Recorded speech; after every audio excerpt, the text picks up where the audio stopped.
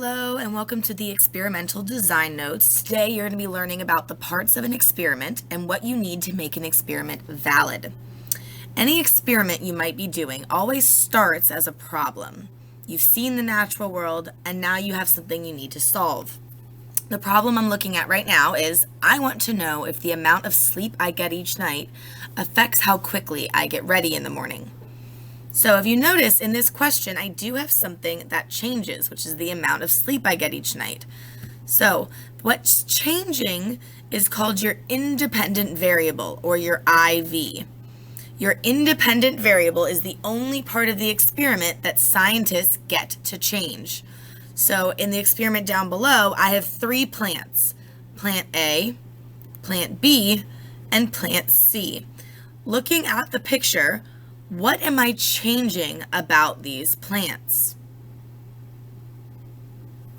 You will notice that in the red boxes, I'm changing what I'm watering each plant with. Plant A is getting soda, plant B is getting juice, and plant C is getting water. I change the IV. So in this experiment, my independent variable would be the liquid that I'm putting on each plant.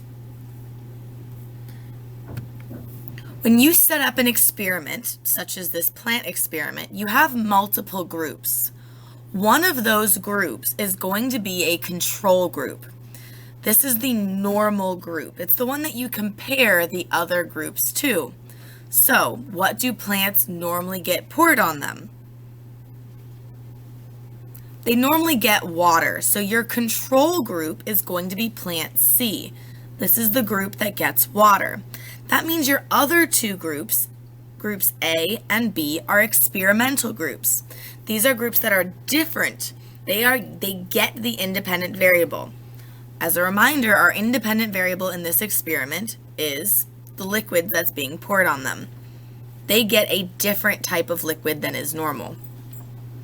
Now that we've identified what our independent variable is going to be, we need to also look at another very important variable. If we look here, I asked the question, I want to know if the amount of sleep I get each night affects how quickly I get ready in the morning. So in this experiment, I get to choose how much sleep I get each night. What I'm not getting to choose is how quickly I get ready in the morning. This is something I'm going to be measuring. What you measure in an experiment, or you take data on, is your dependent variable. A dependent variable is the part of the experiment that scientists measure in order to collect data. If we look at our picture down below, our plants A, B, and C, we know that plant C is our control group. It's normal. It should grow normally. I don't know how plants A and B are going to grow since they are watered with soda and juice. What I'm going to do is I'm going to measure the height of each of these plants. When I'm done with my experiment, I'm going to compare how the soda plant, the juice plant, and the water plant did compared to each other. Which one do you think is going to grow the most?